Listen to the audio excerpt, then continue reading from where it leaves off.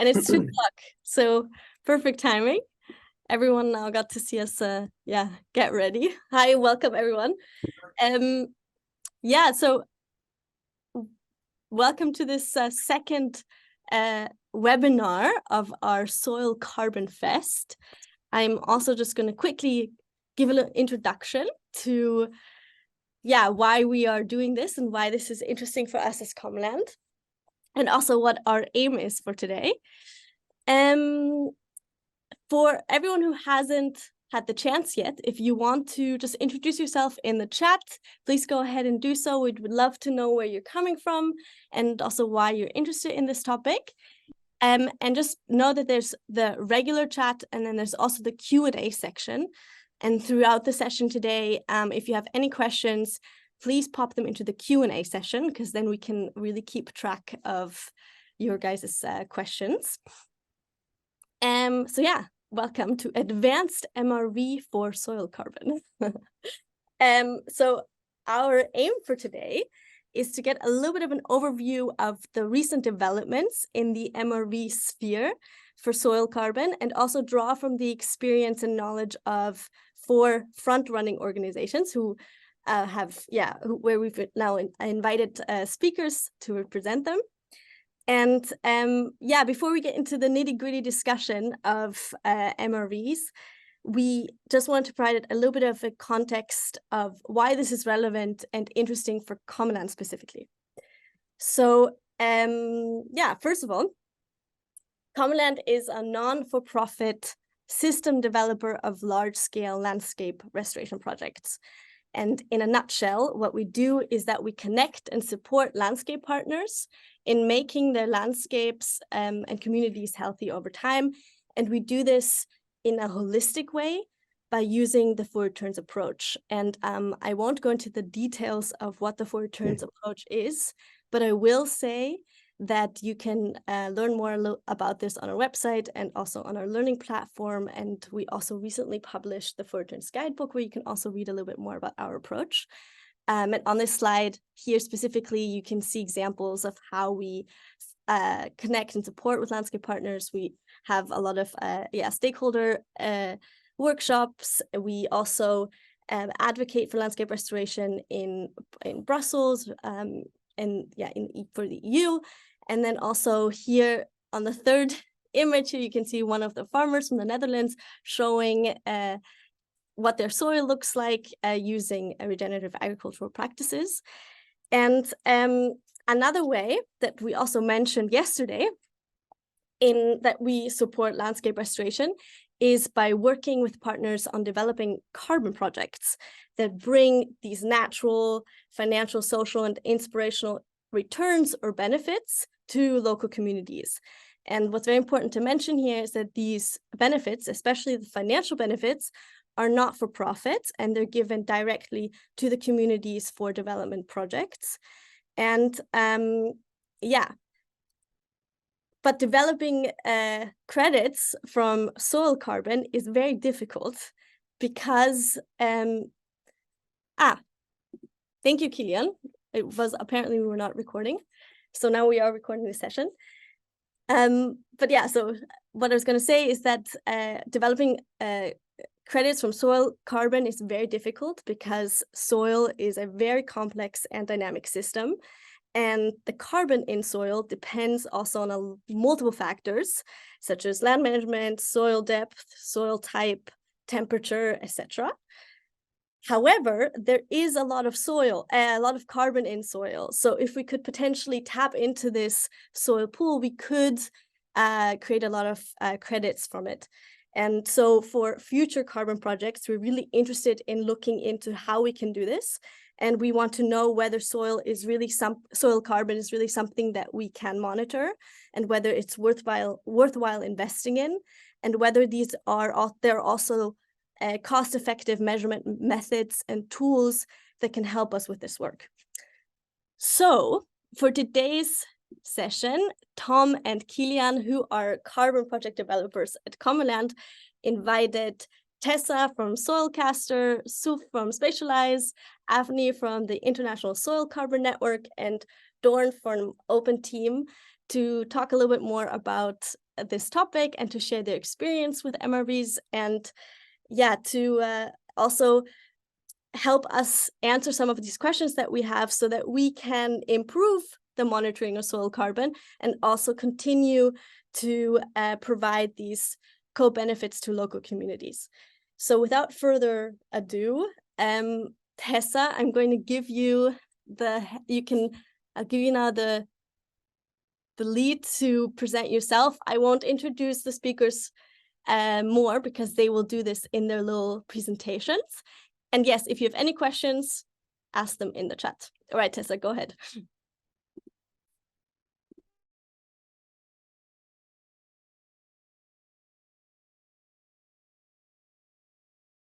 Yes, sorry, there we are. Good afternoon and good morning to some of you joining from the US. Thank you, Milena, and the entire Commonland team for inviting me. Well, I'm so happy what you mentioned, Milena, just now in your introduction about finding this optimal spot between cost effectiveness and still being robust enough to have proper scientifically backed quantification of soil carbon so that we can help not just the soil health and the soil fertility, but also can support communities that live on the land, you know, and I think it aligns very nicely to the goals of Commonland. So my name is Tessa. I'm a soil scientist and specifically a soil carbon specialist. I did my PhD at ETH Zurich in Switzerland, and now I'm at the Nutrient Management Institute in Wageningen. And for me, this is a really exciting time because between the few short years of doing my PhD and where we are now, we've made incredible jumps in the technology that we can leverage in order to study soil carbon stocks and the scale at which it can be done. I mean, when I started my PhD, I was hammering soil cores into the ground, and this is heavy work, drying every single sample, sieving it to get the carbon content. And now we can do it much more quickly and really scale up. So I'm excited to talk to you about that today. So Soilcaster is a joint product, the scientific product of two companies, the Nutrient Management Institute, or NMI, of Wageningen, and also AgroCares, also based in Wageningen, because it's kind of a soil hub. So NMI is a research institute and consultancy that focuses really on soils. Our motto is soil is life, and we deliver a range of solutions which are related to sustainable uses of soils and regenerative agriculture. And then we also have the AgroCares, which is a nutrient intelligence company, which produces a near-infrared scanner, which allows for instantaneous measurements of soils. So not just soil carbon, but also other soil nutrients. And we combine those two elements to create a solution. So let me present to you our Soilcaster solution. When you look at the three characteristics, we start, I don't know if you can see my mouse. Yeah, you can. Okay. We start with an initial soil organic carbon estimate. So when you want to know the carbon stocks, you have to know three things. You have to measure the soil organic carbon, you have to measure the bulk density, and you have to measure it to the depth that is relevant for your carbon certification requirements. And this is something Milena also just mentioned, right? That it's very challenging to get that certification. And the nice thing about our work at NMI is that we do the whole process. So we do soil carbon fieldwork, we do the measurements, and we also work with carbon certification organizations. So for instance, I'm also a reviewer for Verra, which is the leading carbon credit organization. So I see a lot of different projects in that capacity. So to go back to our solution, Soilcaster, we get an initial estimate of the amount of soil organic carbon in our soils. We use two things for that. First, we use the satellite data. So satellite data from Sentinel-1 and 2 is free and available for everyone, which is fantastic. And we can use proxies for soil organic carbon to get a first estimate. Then we have a fabulous global data set, which is growing by the day, of lab measurements, both from classical labs, as well as from the near-infrared scanner that the AgroCares company makes. So this is a very, so it's a dual model, so both the satellite as well as the ground truth data. And presently, we already have more than 250,000 of ground truth measurements. So this is very exciting. What this generates for us is that we already have a very robust estimate of the organic carbon stocks just before you step into the field, just to get a good basis for starting.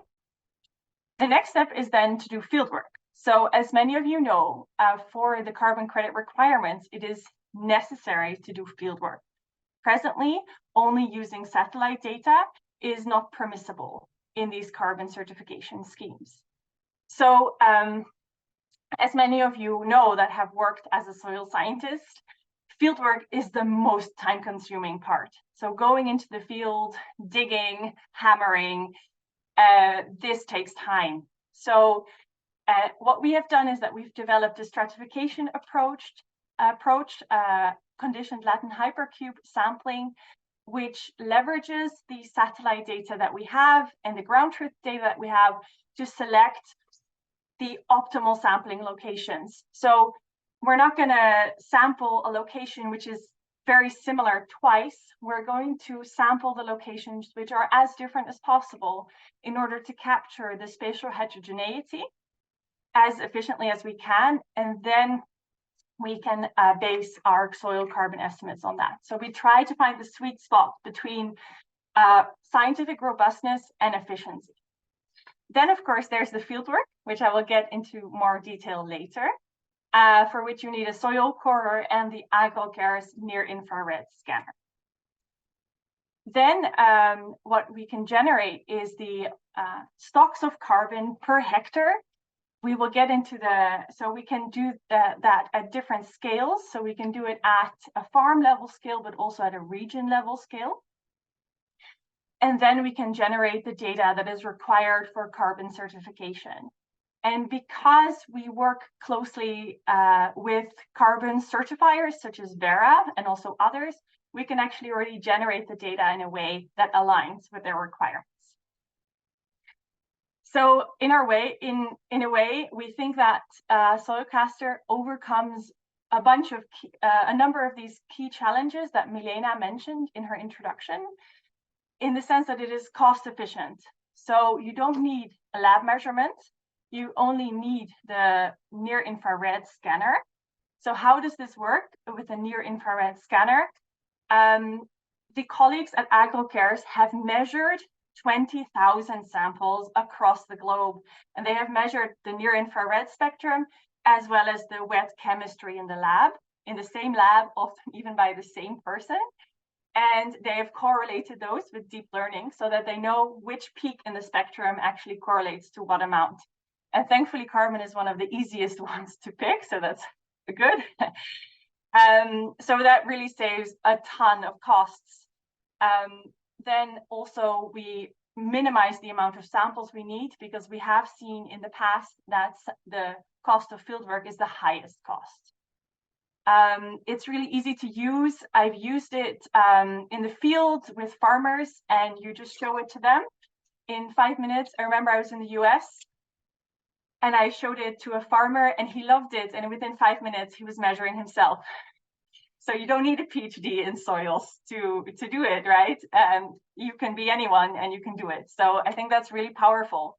It should be, I really believe this, that it should be accessible to as many people as you can. Make it free, the technology.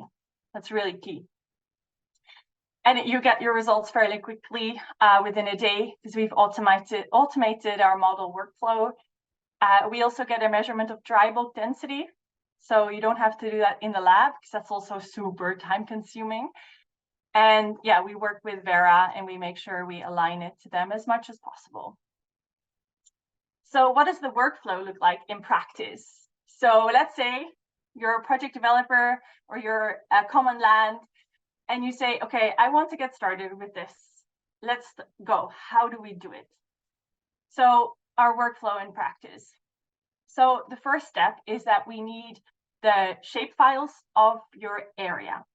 And right now we can work both for farms as well as for regions. We have different sampling optimization approaches. So the first step is that you select your farm shape or your region shape and you send it to us.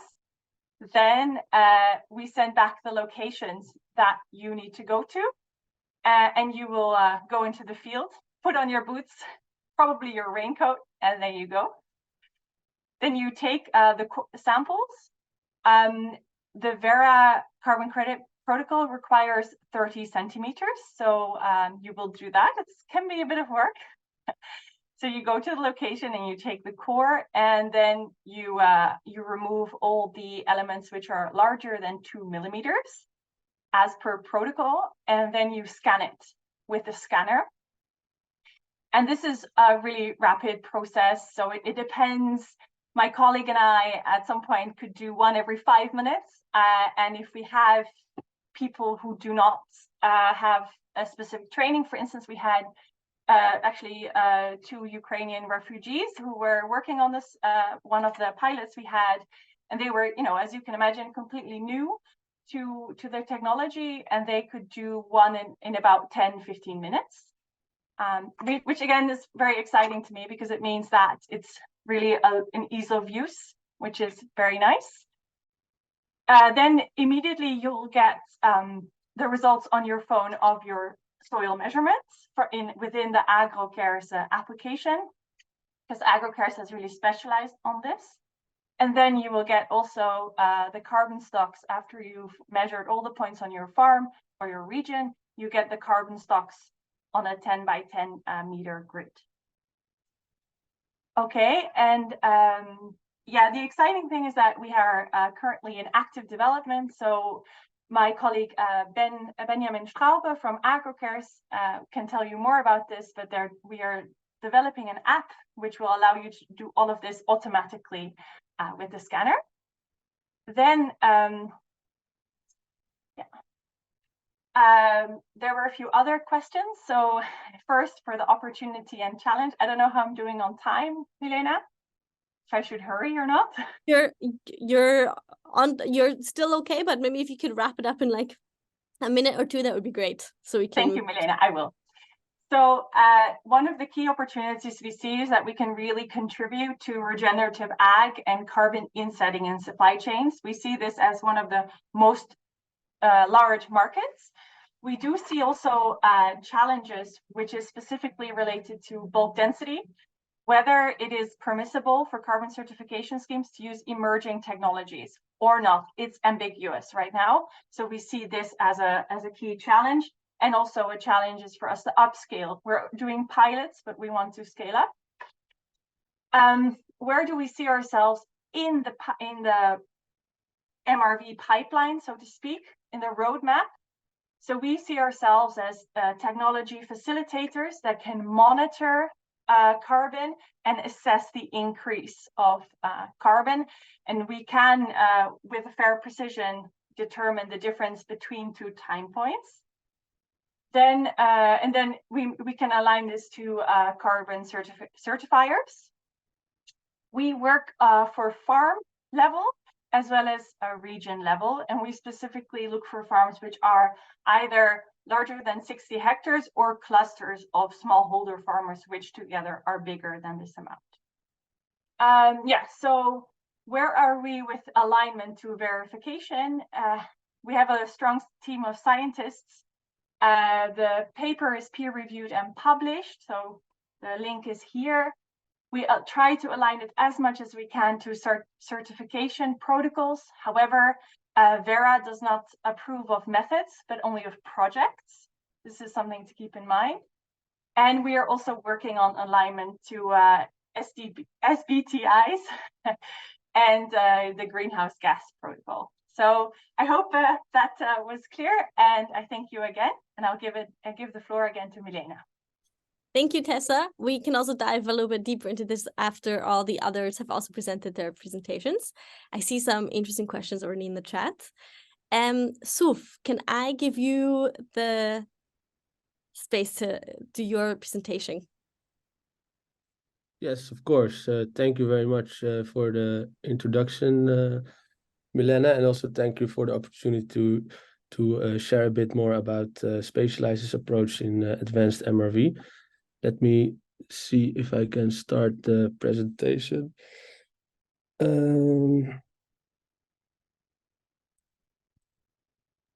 While you do that, maybe I'll just say, I will, if we're running out of time, I'm just going to raise my hand, and then you need to wrap it up. Okay.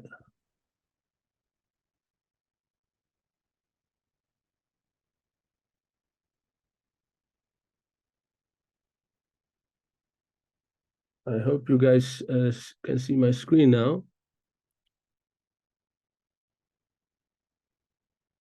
We can see your screen, but it's in a sort of PDF form. Trying to make it big screen now.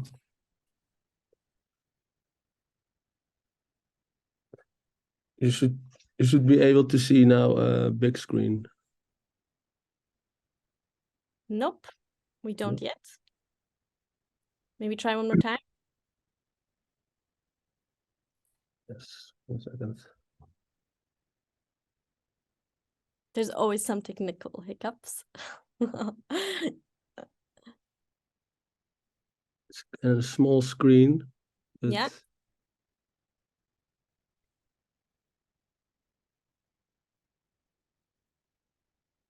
Yeah, this is not. We can also do it like that, though. You could just. Okay.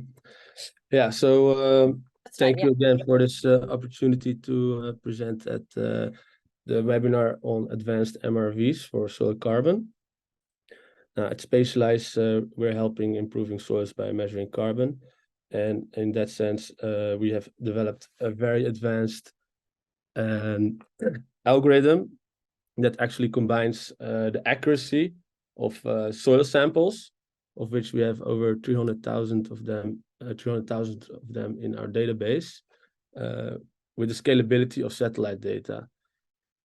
So for all the soil samples in our database, we know the exact GPS location. These are point data that fit in a pixel, and the pixels that we measured are 10 by 10 meters.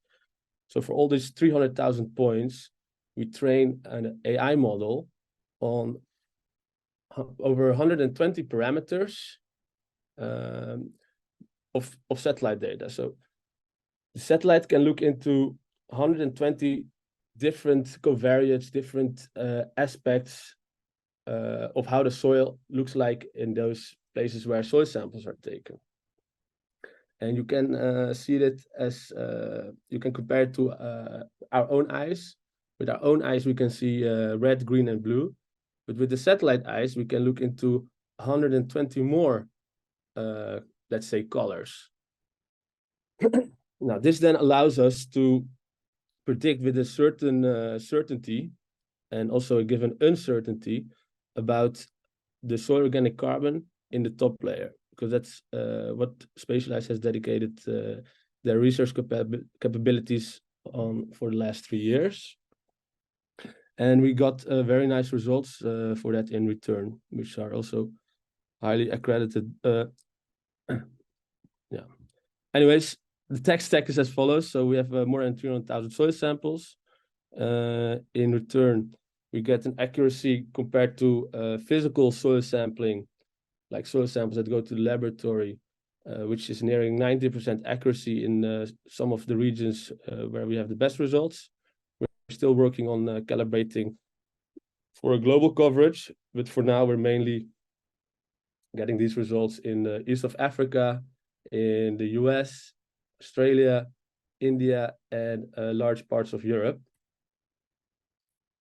To repeat what our system learns, so it's like 8 satellite systems, a 10 by 10 meter resolution, and over 120 variables. And the reason that we have such an advanced soil carbon MRV is because we make use of the latest developments in artificial intelligence. We take this from our PhDers who work at renowned institutes such as the CWI in Amsterdam. And we have a very optimized machine learning model, which can also help with strategizing your soil sample certification. And we're continuously cross-validating our measurements with in situ measurements from the soil. For that, we have like partners such as Wageningen University, who helps us with soil samples and also other scientific validation of our work. We're also going to publish our methods, so it will become available for a greater public. It's we all know that direct soil sampling is very labor intensive, costs a lot, takes also quite a lot of time.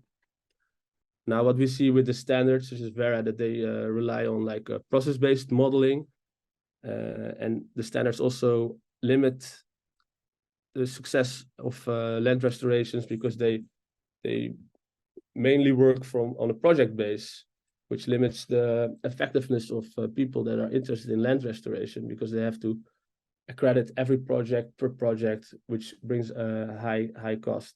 Luckily, these standards are also working on digital MRV standards. So at Spatialize, we're partly waiting on the digital monitoring, reporting, and verification standards from Vera protocol, but also from Gold Standard. And together with SustainCert, we're also co-developing a standard based on our technology, so we can also verify the claims of others. So in sum, we use the Spatialize approach is to use soil samples for baselining. We limit the need of soil samples that you can then use for, so you have resources available to do more land restoration. And this returns into a high scalability and a very large accuracy. Now, currently we're serving with our MR of the MRV, we support governments on different levels with the monitoring and evaluation of their sustainable land management practices or sustainable policies, the land interventions that they're doing to measure the success from 2018 onwards, because that's when the satellite data systems that we are being using became more freely available on this resolution. We also support regenerative project developers. I saw Renature in the audience. It's one of our customers.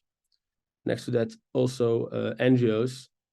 And we're also creating an alliance of the willingness of other soil organic carbon MRVs to share our results with theirs and to exchange. So there's actually a lot of cross-pollination. Also, for instance, with our previous presentation from AgroCare's NMI. Now, since we're taking a very pragmatic approach and we are looking into practical applicability of the current state of the art, we also work together with farming platforms, where we provide a soil organic carbon map layer, which then can help farmers who are active on their farming platforms, like these AgTech platforms, with targeted fertilizer application. Now, this is a very good example of a practical approach, where for a very small investment, you can get, you will know on field level, like on a smaller than field level, like per pixel, how much fertilizer you should actually apply. Now, this is fully automated, and this way you can work on reduce the need of organic or inorganic fertilizer, which then benefits also the capacity of the soil to also return yields in the future. Very important if you want to maintain the food security for our increasing population. Now, ultimately, just like Tessa explained, we believe that this information, these insights, can also help with reporting on sustainability. Now, there's a lot of in Europe. There's a lot of legislation coming on the way on reporting on the Scope 3 emissions. So indirectly, that's the emissions of your supply chain. And for some of these organizations, that's sometimes up to 90% of their carbon footprint. If you're able to calculate the changes in soil organic carbon from all your supply chain, you will be able to report better on the carbon footprint for a given year. Now, this then becomes also interesting for carbon accounting platforms and the auditors that are associated with it. Yeah. So I'm just interrupting you because we need to wrap up. Okay. But I think you're done anyway, right? Correct. Fantastic. So, I'm very aware of time. Yeah. But thank you so much. And we can dive deeper into also other elements that you mentioned in your presentation. But Dorn, I would love, actually, Avni, if you can go next, that would be great. And we do have to keep it short. So if you can try to be as, now you have the pressure to be, yeah. Sounds good. Yeah, I can keep it shorter than 8 minutes if you'd like. I have my timer going here, so. That would be great. Thank you. Yeah, no worries. All right, here we go. Okay, so good morning, everyone. Good afternoon. My name is Avni Malhotra. If you're not seeing my full screen slides, let me know. Should be good. We can't see them. At least You cannot? I can just see the logo. Oh yeah, that's fine. Yeah, I'll go sequentially as I present. All right, so as I was saying, my name is Avni Malhotra. I'm a soil scientist, and I'm representing today, I'm a coordinator for the International Soil Carbon Network, and I'm here to tell you a little bit about this organization. And so it's a little bit different from the two organizations that we've talked about so far. We don't necessarily have much of a business model, and in fact, we kind of like to call ourselves the coalition of the willing. So a lot of the folks that are involved are just volunteering their time, and they're interested in thinking about soil carbon in a more holistic way. And a lot of them are scientists, and so it's not necessary that they can, do a lot of these things within their day job. But before I go too far, let me just start by defining kind of what we are. So we're both a database and a network, right? So International Soil Carbon Network's in the name. So I'm mostly here to talk about the database, but let me also just explain quickly what the network is. So we're the science-based network, although anybody is welcome, right? So you don't have to necessarily be a scientist. I think in our listserv of over 1,700 or so people, we have a variety of other types of soil carbon interested folks as well. But the motivation to start this network was that we have over a century of soil carbon science now, right? So there are a lot of different types of scientists that have looked at processes and soils in a lot of different ways. So we needed a platform where we could exchange ideas. So we exchange data. Of course, I'm going to talk about that. We also have in the past exchanged kind of methodologies, best practices. These days, we talk a lot about best practices when it comes to data. And we've also just tried to kind of steer the scientific community towards, say there's a big knowledge gap and we need some sort of synthesis. So we've tried to have conference meetings about it, tried to fund workshops, write synthesis papers together as a community. And so that's kind of the network side of things that we do. In terms of the data, as I said, there's about over 100 years of measurements of soil carbon, right? So a lot of these are these very hard or labor intensive in the field methods that Tessa was alluding to. So in our database, we have about 70,000 or so unique locations globally where a human has gone out, taken a measurement of soil, typically a core, and then measured not just soil carbon and bulk density, but also a variety of different other types of parameters describing something about the soil's physical, chemical, and biological properties. So in a sense, it gives us a lot more ability to ask questions about process. And so we have this database at our disposal that's been pulled together from a variety of sources, essentially. So it's powerful in terms of asking process questions, I think, if you were to think about the kind of the larger database landscape, right? So we have that big database from the United Nations product, the WOSIS, that many of you might be familiar with. So the difference between ISCN and WOSIS would be that we have a lot more of the descriptor variables along with the soil carbon. If you're interested in the who, I have just left this up on the left, sort of who our leadership team is. But as I said, you know, in a lot of our meetings, it's open. So if you want to get involved, just send me an email and we'd be happy to have kind of anybody sit in on our meetings. All right, so I wanted to quickly touch on some opportunities and barriers. And this is a figure taken from a paper that we pulled together a few years ago. If you don't have access to it, feel free to send me an email and I'd be happy to send it to you.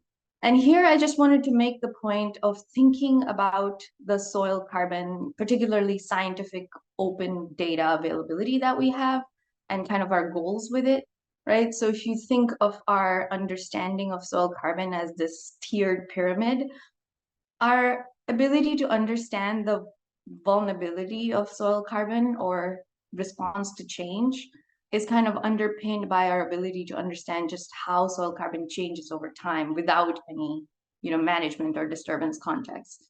And that has to be underpinned by understanding just the heterogeneity and the spatial kind of variability of soil carbon.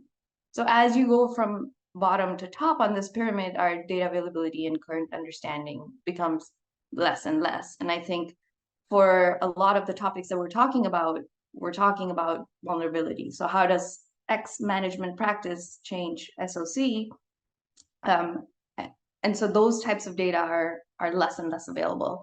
So I think I'm gonna kind of wrap it up quickly, but the main point that I wanted to think about a lot, maybe in the panel as well, is now we're gonna have a bunch more data from non-academic spaces, right? And a lot of these data are proprietary, but a lot of these data are going to be at the top of this pyramid.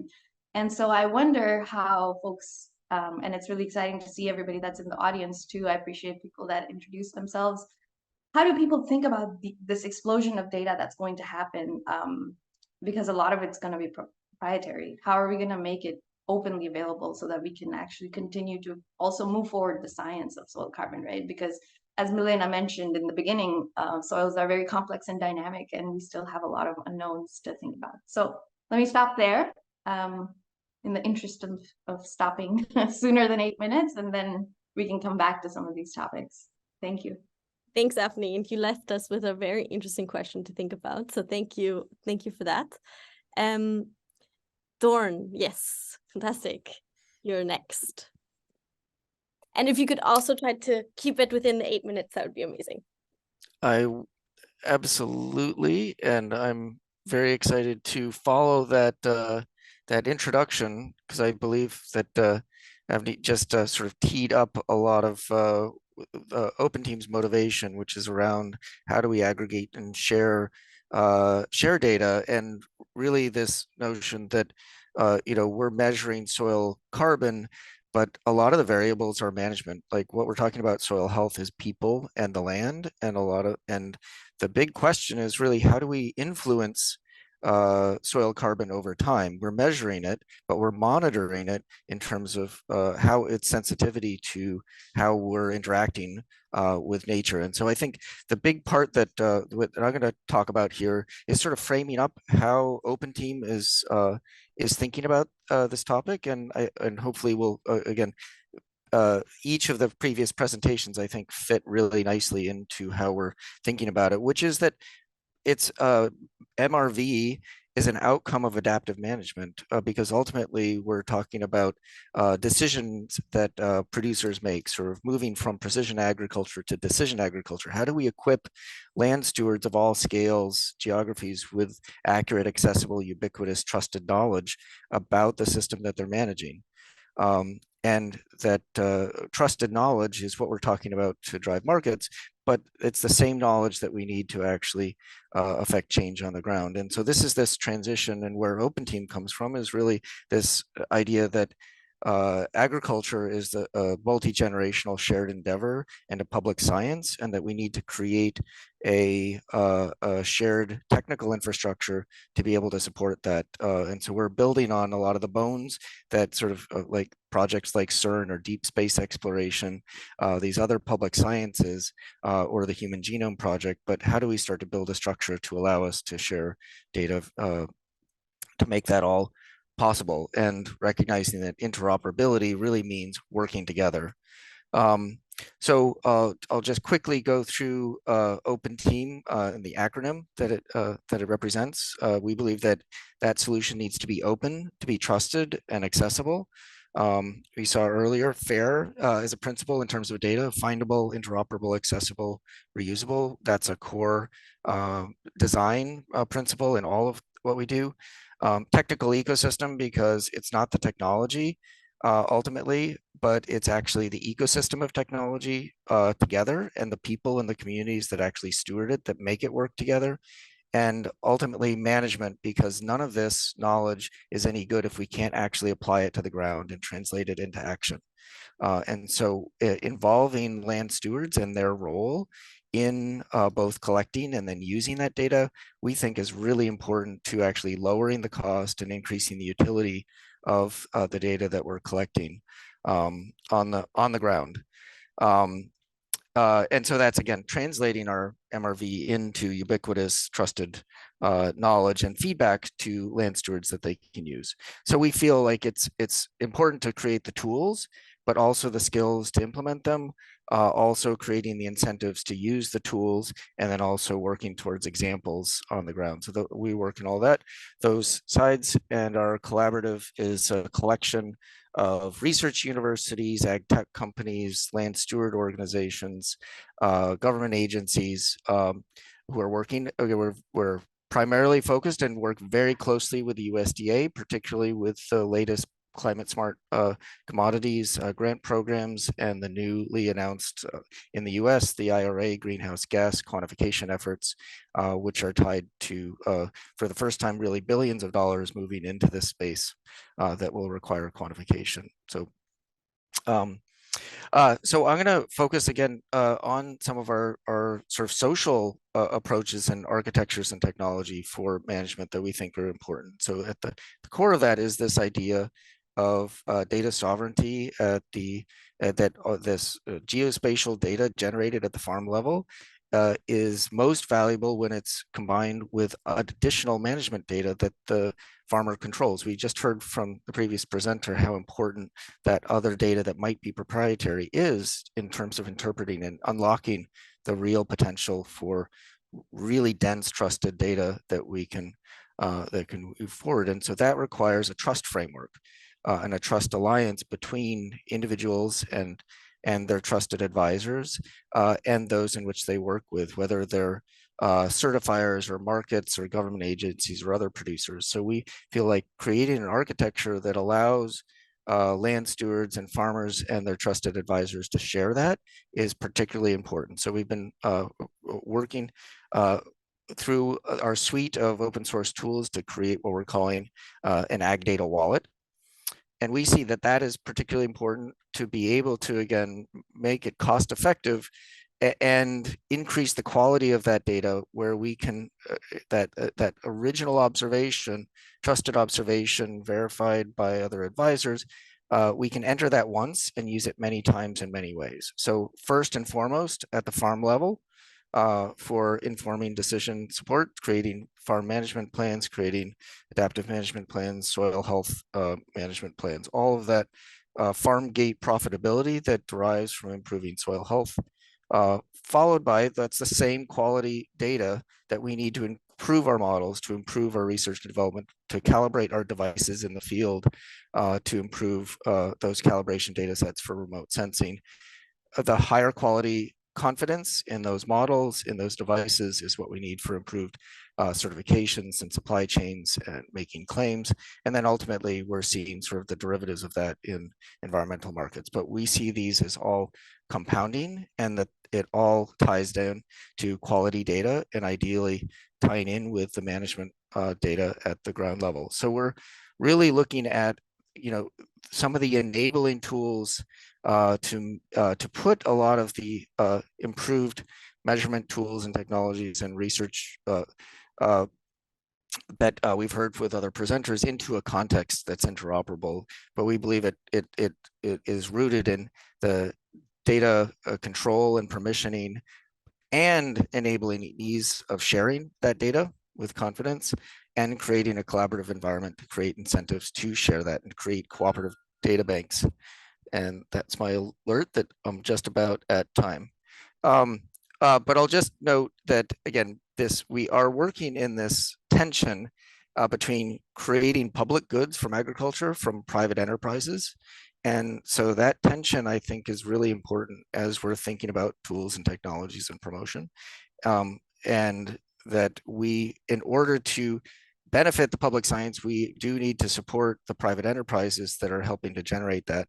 But that requires, again, this a trust architecture to enable that large scale data sharing, which we believe will really dramatically reduce the cost of data collection, increase the quality of the results that we're able to share, and jointly describe the public benefits that we're asking agriculture to produce beyond just soil carbon. This applies to biodiversity, water quality and quantity, and other environmental benefits that we're now asking beyond just food, fiber, and energy from those same farms. So thank you very much. Thanks, Dorn. Thank you so much. There's so many interesting questions also in the chat. So, Tom, I'm just gonna give you and Kilian now the space to ask your questions. Sure, yeah. Thank you, Melina, and thank you so much to all the speakers. I think this is really arguably the most exciting time in soil carbon history to host these discussions. I mean, we have really probably the most awareness globally of soil carbon, and the technology that we have to tackle these challenges has never been so advanced. And I think good to end there with Dawn and Avni and talk about the importance of connectivity. So how we speak about this data and how we share it and disseminate it will really be how we're able to tackle such a big problem. So before we go into the questions from all of our participants or from all of our viewers, we at Commonland just had a couple of questions that we'd like to unpack. So I think one of the foremost is, what are the barriers that are restricting your product or your data sharing apparatus, so to speak, from becoming more mainstream? I think it's so exciting. I would really love to see this in every day and everybody using it. So if we can just go through each panelist, maybe in the order that you presented, just as quick as you can, 2 minutes. What do you think the main barriers are? So starting off with you, Tessa. Thank you so much, Tom. Absolutely. So what do I think are the main barriers? One thing which I think applies to every single project is, and I see this now also as a reviewer of carbon projects, that before you start, it is really difficult to know what management option you are going to have to implement in order to sequester enough carbon. This doesn't just apply to our approach, but applies to everyone, because I see now a lot of projects that do tillage or no tillage, and actually that is kind of disputed whether or not it will sequester additional carbon. I mean, Avni will know a lot about that because she's talked about carbon vulnerability. So I see that as one main challenge. And in order to determine optimal management choices, you need a lot of data. We've done it for the Netherlands, for instance, so we can determine the optimal management, but we don't have enough data for all the regions to do this. And we also think that it should actually be an addition, a complementary addition to project developers. Then also I see a challenge in the bulk density. We talked about that. I also saw a question about equivalent soil mass. If you look at Vera, it is unclear right now if you can use any emerging technology. So not just near infrared, but mid infrared, gamma ray, or even just satellite, if it suffices or not.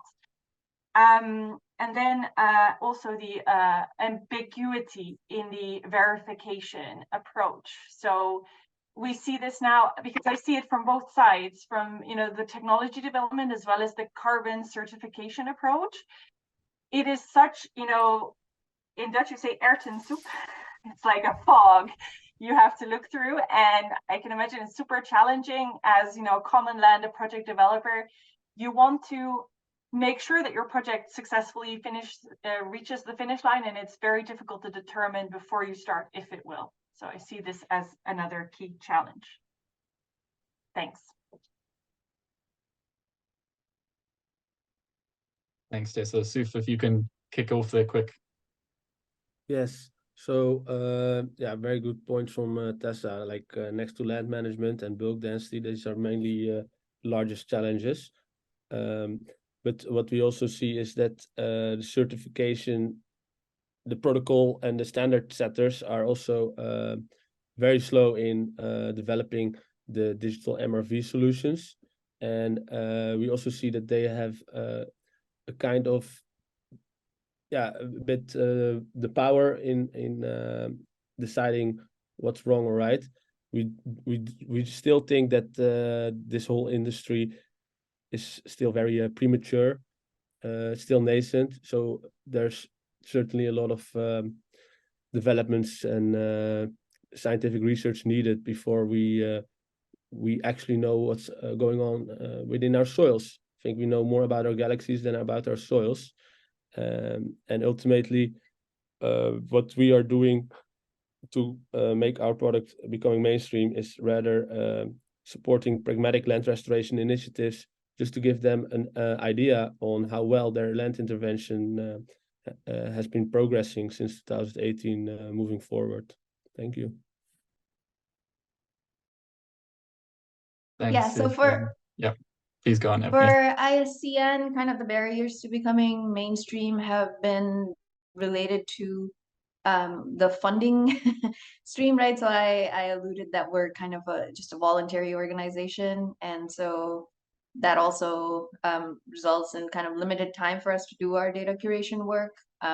And because soil data are so complex and kind of variable, and the context is really important. So I think in terms of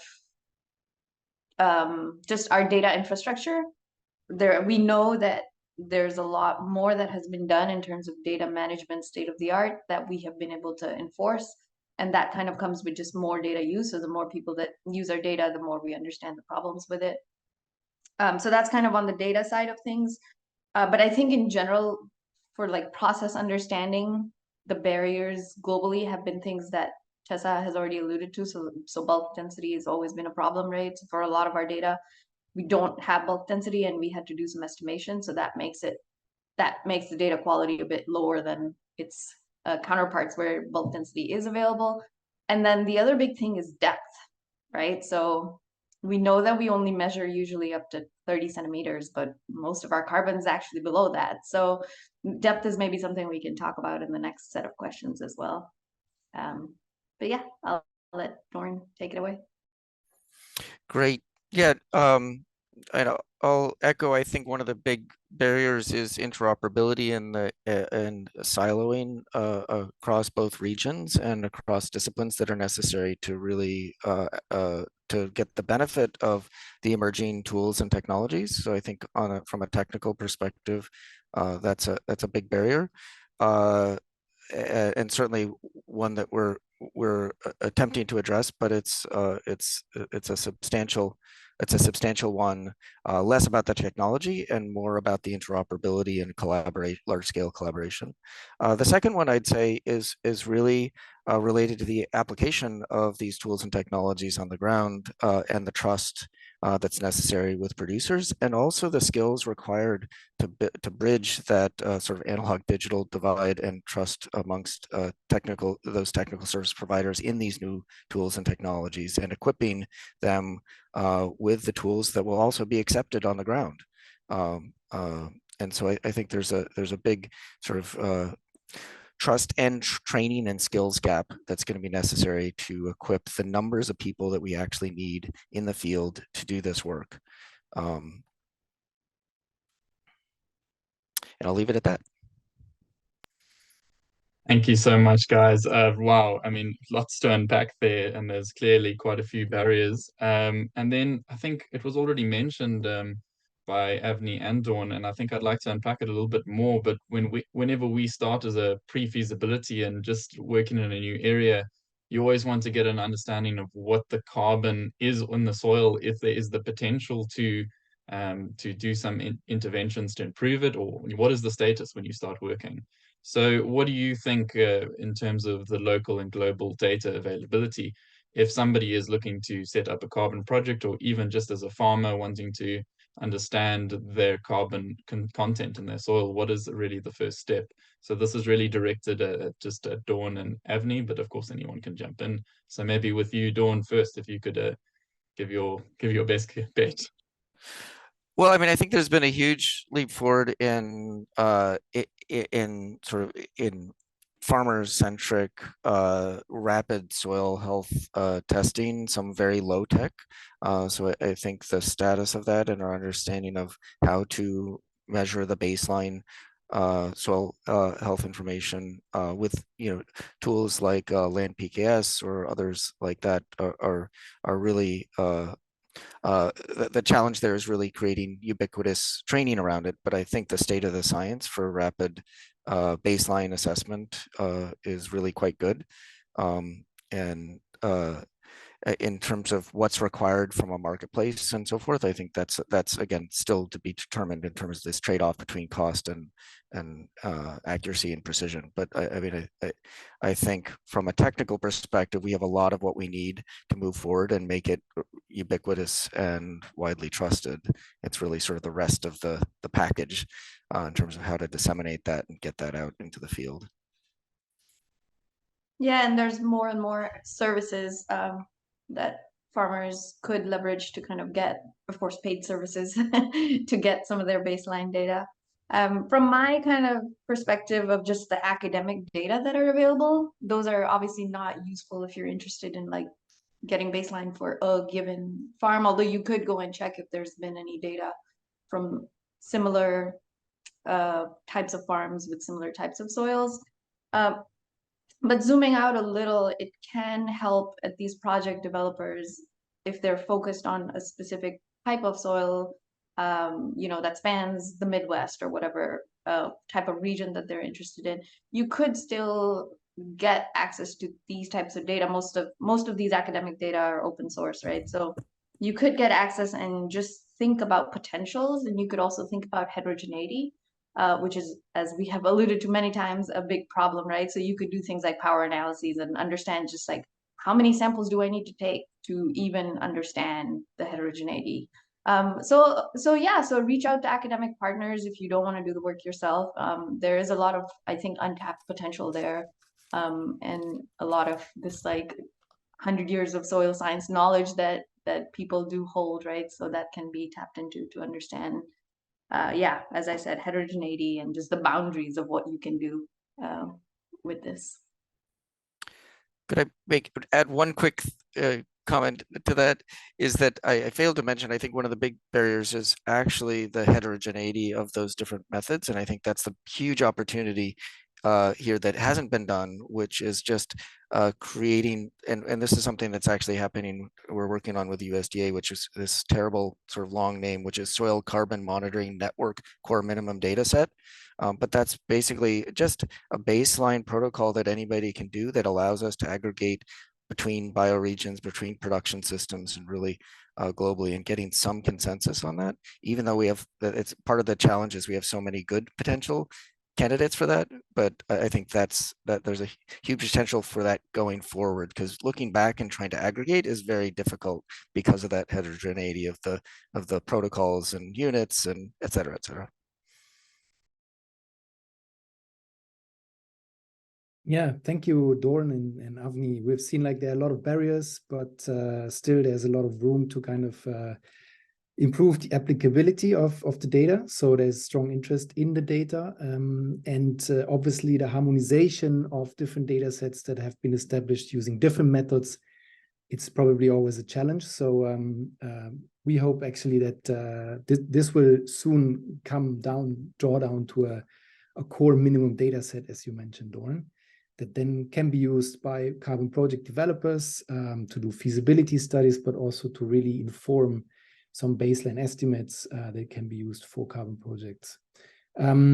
Just following up on what Tom has asked, I would like to ask you again, Doran and Avni, about what the key lessons learned are when working with applicants of your tool or data. So what is your experience of so far of how your data was applied, what were problems encountered?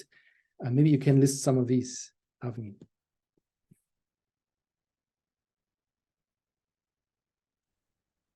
Sure, I can start. Yeah, so in terms of barriers, I've already talked about funding a little bit. And so, you know, going forward, we still have a lot of work to do to make our data more, I mean, it's open access, but just kind of more accessible to the non-expert, right? There's always work to be done there and make it more interoperable too. That's a good word that was mentioned that we think about a lot as well. But despite these kind of setbacks, we have also learned a lot, right, over the last 100, I say we to represent the entire world of soil scientists. So we've learned a lot about process, and I do worry that you know, because of the way that our funding channels work, like we don't really have that much of a seat on the table when it comes to the development of these kind of MRV focused projects, which is kind of a shame because there's a lot of knowledge to be tapped in there. So yeah, so going forward, I think we have to think of creative ways. There are a lot of ways to get funding for industry, academia partnerships, but I think it's still a very new space for a lot of the traditional soil scientists. So I think the opportunity here is to really think about more creative ways to get these partnerships going, not just for process understanding, but also for thinking about creative ways to make your data, when I say you, I mean like any sort of project developer that's going to have a lot of proprietary data. How can we make that still open access, maybe anonymize it in creative ways that it can still be useful? So those are the opportunities I think are to think about more partnerships and getting more open access data. Yeah, thank you. It's very informative. Doran, what could you name us a few key lessons that you have encountered from applicants of your data? Yeah, I mean, I would say that the biggest challenge is that, like, you know, the technology is advancing exponentially, but the social and legal structure to incorporate that moves at the speed of trust and very sequentially, like it does not compound. So we have to work at the pace of people and their trust, and that's required a huge different kind of investment in infrastructure, and so, I mean, I think that's sort of the biggest lesson, because in order to address some of those challenges for aggregating data and the anonymization, that's really, those are trust questions. Those are people questions, and about licensing and agreements that really take more time than creating even the architecture or the data standards that allow us to aggregate that. So we have to work on all of those fronts in order to move forward. So I think that's our lesson, and that's from, you know, that's gathered from trying to do this in the field with producers directly over the last 3 years. Thank you. Very interesting. I think also the data security is an issue probably throughout the value chain through which the data maintaining provenance, and yeah, that's exactly, is creating that additional data structure to carry not just the data itself, but all that other information along with it. Yeah. Thank you, Dawn and Avni. So I want to move now to Tessa and Sufyan. We have been focusing a lot on the data side of things now, but we are wondering how can we and other organizations support our partners that we work with in carbon project development in monitoring, learning, and evaluation of soil health and soil fertility. How can we actually support, how can these partners support you in using your technology? Thank you so much, Kilian. That's a great question. So how do you go really from the pilots that we have now to really the next level regions, upscaling, delivering products to the farmer, to the communities? So what would we need? Well, we would need to really start with a project developer to really apply this on a region, on a cluster of farms.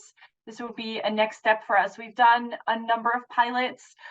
We've done, for instance, with the Bayer Challenge, which was a great experience. And we've done a number of other projects with clients in the Netherlands and on the African continent. But yeah, our next step would really be to find partners which can implement the application, the web application that is soon to be released by AgroCares. Then also what we would need is to really go through the Vera VM42 entire process with a partner. We see it from the other side because we also verify projects, but we have not yet with Soilcaster gone through the entire process. So those two things are really key to really upscale it and to go through the Vera process. Even though it takes time, we think it will be worth it. Yeah, thank you. I think that's really useful if there could be some guidance to project developers how your technology could be used within the carbon project development cycle. Yeah, we appreciate a lot that actually you really look into upscaling the applicability from a farm scale to a landscape scale. Since we are active in landscape restoration, I would like to know from you, Suf, what do you think? How can partners support to use your technology? Yeah, that's indeed a good question. We have ideas about that. Like I mentioned in our presentation, we take a very pragmatic approach. We're not necessarily going to wait for the standard setters. And next to that, we're also like a software company first and an Earth observation company later. So for that purpose, actually inviting anyone interested to join us in the next 2 years. It was on my last slide, which I didn't have the chance to ask. It was the take-home message, like call to action. Next 2 years, we're doing a demonstration project for the European Space Agency together with the Netherlands Space Office. And basically, we are looking for participants with whom we can demonstrate our technology. So in case you have project areas with or without soil samples, and if you're interested in testing with our service, with the aim of discovering how we can create a commercially viable solution, then please get in touch. Meanwhile, we give opportunity to the industry and to the standard setters and all the people with the protocols, to see how digital solutions for measuring soil organic carbon, how that develops further. But in the meanwhile, we will just take a pragmatic approach. So anyone who's interested in discovering the progress of their land restorations or development of the soil organic carbon, you can reach out to us or through Commonland, and we're happy to onboard you in this demonstration project with ASA and the NSO. Yeah, nice that you mentioned this. Actually, we are supporting your demonstration project in a way that we think it could be of great benefit to leverage from the information you generate through your technology. And anybody else who is interested, I think you could get directly in touch with Tessa and Suf, but also with Avni and Dawn to really see how could their methods, their data, their approaches inform your current project. So I want to come back a little bit more to the carbon project development again. There are existing MRV methodologies within the methodologies of carbon standards. There are voluntary carbon standards in a way that there is Vera, there is gold standard, but there are also national carbon standards now more and more emerging. So let's dive into this a bit deeper. Tessa and Sufjan, try to be specific about what it would take for project developers to use your product and within a carbon project directly. At which stage could they use actually the proximal or remote sensing technology? And yeah, what is the advantage, just in short again, to repeat over simple soil sampling over especially a large area? Thank you so much, Kilian. That's a great question. How to get started and what is the additional value? So if you want to get started, all you need really is to get the shapefiles of your region or of your farm. Then we will send back to you in the app or via email the optimal sampling locations. And this really ties into what Doran and Avni were saying, in the sense that we try to capture the spatial heterogeneity that is still representative, because we are scientists and we want to make sure that it is robust. So then you can do the field work. And as I said, we combine satellite data that is available to everyone, as well as legacy data sources, such as from MOSIS that Avni mentioned, as well as our own wet chemistry and near measurements that AgroCares has collected. So we already have a very robust sense of the carbon stocks. Then you do the field work, which, as I mentioned, has very much the plug and play approach. And then parallel to that, we would start the steps with the application to the carbon credit application, the first project proposal for VM42, or the proposal for the science-based target initiatives. So those 3 steps, so selecting the region, doing the field work, and preparing the documentation for carbon certification or SBTIs. Yeah, those are the 3 steps. Yeah. Thank you, Tessa, for repeating the process of how Soilcaster could be used. From a cost point of view, which is mainly the most constraining factor in carbon project development, to our experience, how does this compare on a larger scale? How does Soilcaster compare to a simple soil sampling?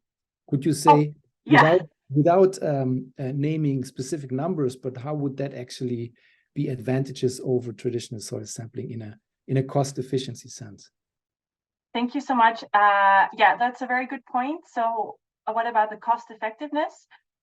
So we've participated in the Bayer challenge, where Bayer actually evaluated a bunch of emerging and classical ways to measure soil carbon for farm level work. And we actually came out as being the winner, finding the most optimal spot between cost effectiveness and accuracy. And as compared to traditional soil sampling, there are 2 main advantages. So first, that we leverage this soil stratification, which is more efficient than a grid-based sampling. And second, we don't have to send samples to the lab. So this is way cheaper. Like, you pay for the scanner, but then you're done. You don't need to measure your samples on the EA. So in that sense, it is really orders of magnitude cheaper, I would say. Yeah, I can imagine that. So thank you for the summary. Suf, if we now actually look at the remote sensing approach that you offer, how does that actually really fit into comparing with the standard soil sampling approach? And where actually in the carbon project development cycle would you use it? Is it fit for baselining and for monitoring, or like what would you recommend to carbon project developers? Yeah, our technology is mainly beneficial for monitoring. So you can monitor and evaluate the success of your interventions. As you can see, the progress of soil organic carbon sequestration or the emissions from your project area soils. So what we would need is indeed a bit similar to AgroCares NMI's approach. Project area to begin with, and soil certification, so the optimal soil sample locations are also provided. Some partners require soil samples specifically because they want to adhere to these standards, such as VM42. But ultimately, our technology is like a bit complementary, because instead of only relying on soil samples, we're reducing the need of soil samples. So in that way, you get something in between where you reduce the cost a lot. I would say our technology is like 99% cheaper than physical soil sampling. And this way we're increasing the pool of viable projects, and that way more resources can become available for land restoration. And yeah, this information is then basically returned either through an API access in the dashboard where your project area is then visualized, or through standardized reports. Thank you. Thank you, Suf. So this was a great summary, I think, but there's still a lot of questions from the audience. So I would like to pass the ball over to first Milena, and then Tom to take on some of the many questions that actually the audience has left in the chat. Yeah, I just want to thank you so much, and I'm just going to give it to Tom. Tom, you said you've been looking at some of the questions already, so go ahead. Yeah, thank you to the whole audience for submitting your questions, and also thank you to the speakers. I see you've been very busy responding to a lot of them already, so I think I'll just bring up some of them that I thought would be maybe interesting to discuss a little bit further here. And I maybe to start, and I couldn't find the question again, maybe it was in the chat. But in terms of minimum size, and maybe more directed at Tessa and Suf, but perhaps for you as well, Dawn, what kind of hectares are you looking at to start a project that's still viable to cover the costs of initiation? And so maybe start with you, Tessa. Yeah, thanks. So what project size do we want to start with? So we found that our model meets the VERA requirements when we have about 40 samples. And again, to meet VERA requirements, we need about 1 sample for every 2 hectares. So ideally, we start around 80 hectares. We can do as small as you want. We can do your backyard. Then we still need a lot of samples. So it starts ideally at around 80 hectares, and then we can upscale from there. We have seen when we look at very, very large farms, such as in Brazil, for instance, they have massive, massive farms, that we have an optimal amount, a max kind of, our model performance optimizes at around 300 to 400 samples, which would be 800 hectares. And if you go bigger than that, and there are farms bigger than that, we still only need about 300 samples. Yeah. So the summary is upwards from 80 hectares. Thanks, Tessa. And Suf, would you like to respond as well? Yes, of course. Yeah, essentially it depends on the use case. First of all, our resolution is 10 by 10 meter. We've initially started funded by the German government to support access to voluntary carbon markets, but also to do satellite-based soil carbon monitoring, specifically for smallholder farmers, first of all in Kenya. And we all know that these subsistence farms who like farm food for their families and to sell on local markets, they have very small plots. So what we've proven there is that for even the smallest farmers, we can give a sense of the soil organic carbon in their soils. There's a rule of thumb where there's like in more industrial farms like we have in the West, you need like 1 sample per 2 hectares. And for the global South, where you have smaller farms in general, 1 sample per hectare. But again, it all depends on the use case. If you want to use it for compliance with the standard, you obviously need more soil samples. If you want to get an idea of how your land intervention is working, then again, for the next 2 years, we're going to do this demonstration project, and we invite everyone, no matter the size of the farm, if it's big or small, to join us and to learn together on what the right scope and standard is. So we do that in one way, in a pragmatic way, in this demonstration project, and in another way, in another path, through our collaboration with the science, with soil science groups here in Wageningen. Thank you very much.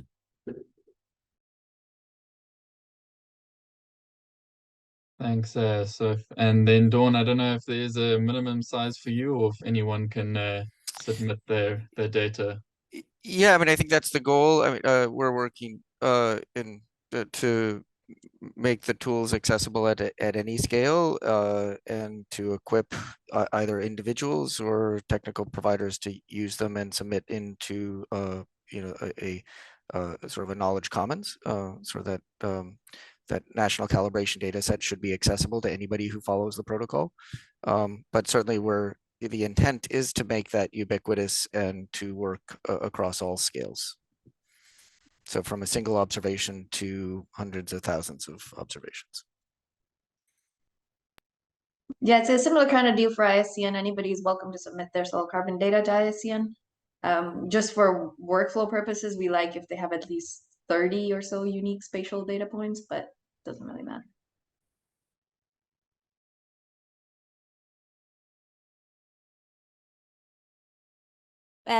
All right. Do we, Kilian, do you maybe want to go and pick out some questions from the chat, or do you want me to do that? Yeah, I'm fine. I'm fine to follow up on the initial questions that were provided by Tom. I have a very interesting question here that actually is looking into, let's say, the accuracy of soil data, but from the perspective of who is collecting the soil data. So the question came up from Orson from Azzola Projects. How do we avoid the conflict of interest if it's the farmer who makes the sampling process? And I think this applies to either of the speakers. So please feel free to provide an answer if you have the right one. So. Okay, and maybe I'll go first. Thank you, Kilian. Yeah, that's a very good point. So a farmer can be dependent on the results. So if you follow the requirements from Vera, they are not allowed to measure on their own lands. The example I gave of a farmer immediately being able to use the technology is more of an example of how easy it is to use. However, within Vera, it is not permissible. I don't know yet about the requirements for carbon insetting of these large multinationals such as Nestle, Starbucks, who also are looking into this. I don't know if it's also a requirement from their side. So that I cannot answer. Yeah, so that's my side. Sophie can go next. And thanks, Tessa.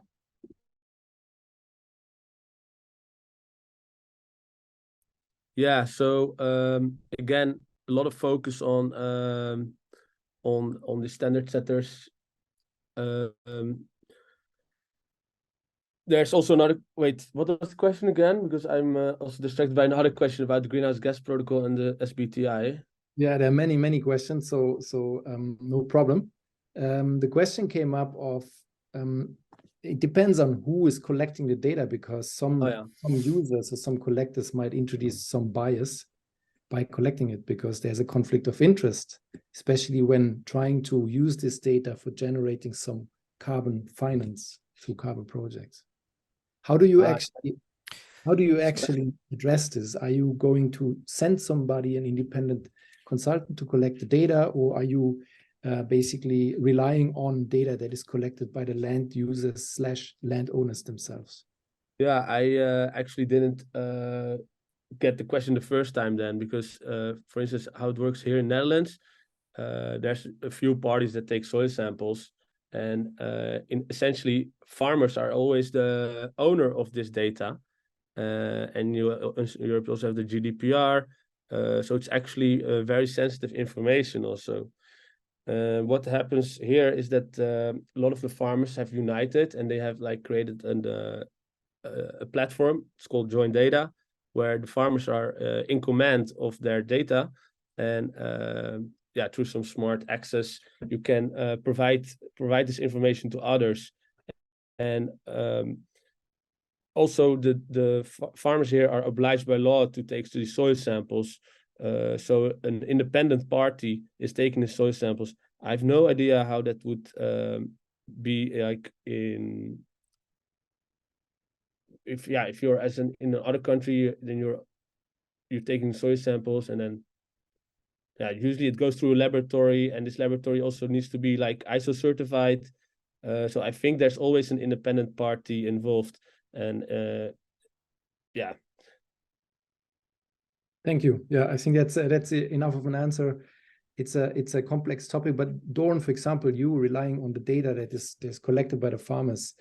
What do you think about what is the risk of this type of bias? Yeah, well, I think we're less expecting that. We also equipping technical service providers as third parties, but also there's a third party verification in protocol structure if you're using, say, a Stratify app or so forth for that data collection.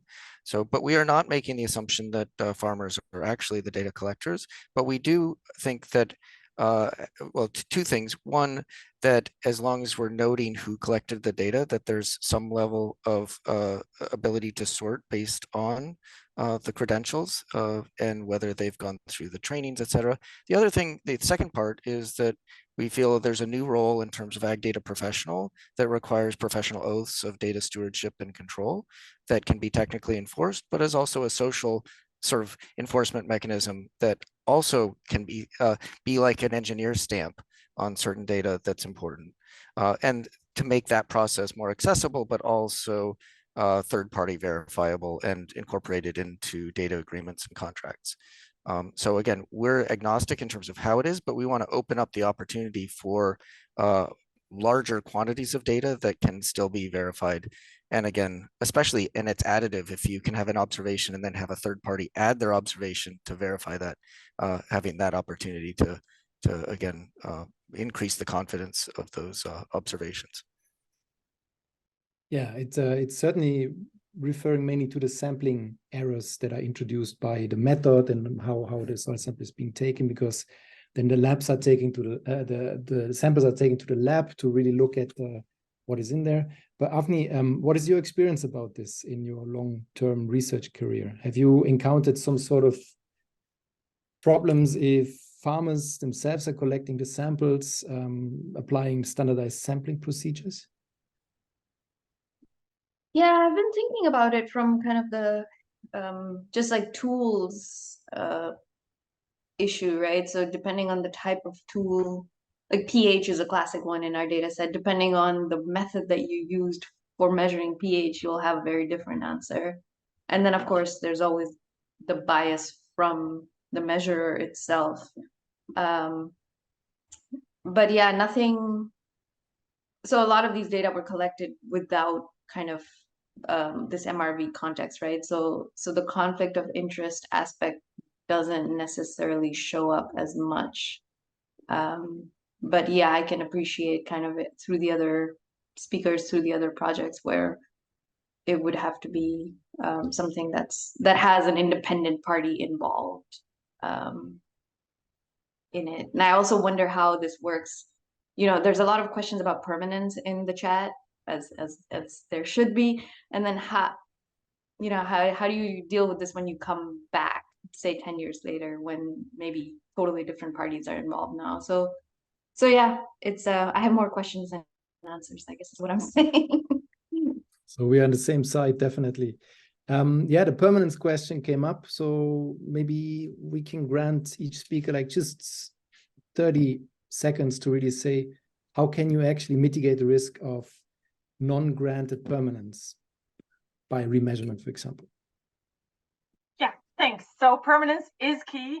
I looked at carbon sequestration through a range of means. So with Soilcaster, what you can do, you can affordably measure at T is 0 and T is 5 or 10, which should be able to quantify really the differences in carbon over that time period. So the permanence within the run of the project is then determined. If you want to look beyond the 10-year mark, it is dependent on the project carbon credit requirements, but it usually involves a remeasurement, which can be done with the same technology. And it usually requires also the land manager to keep up the change that they have implemented, for instance, cover cropping. So the technology can measure it, but it has to be facilitated by the actual land use management. Thank you. Okay, perfect. And Sufyan, I think with remote sensing, it's more or less similar. You can reapply the technology probably from a cost perspective. It's also more, let's say, less risky for not being profitable when you reapply the technology. But do you have any ideas about how do you address the issue of permanence? Yeah, first of all, measuring and remeasuring, and preferably more than once a year. What we think about permanence is also related to soil science. Like, we still don't know so much about the soil, like how much of the carbon fluxes we can measure the carbon flux from the topsoil to the atmosphere, but not so much of the carbon fluxes from the topsoil to the subsurface. And I think we just need more scientific and better models to find that out and to validate. And that's luckily research that's ongoing, but that will take still many years. And for that purpose, I think it's also a reason why we at Spatialize, we are not big fan of carbon credits. Like, also with the standard setters from the US, it seems a bit like a carbon cowboy landscape.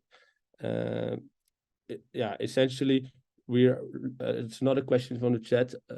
We think that the Science-Based Target Initiative and the Greenhouse Gas Protocol are way more straightforward in supporting people with measuring their environmental impact, so they to help them quantify this environmental impact with a certainty and report that to their donors, and that way have again this more pragmatic approach instead of the carbon cowboy standard setters, to be honest.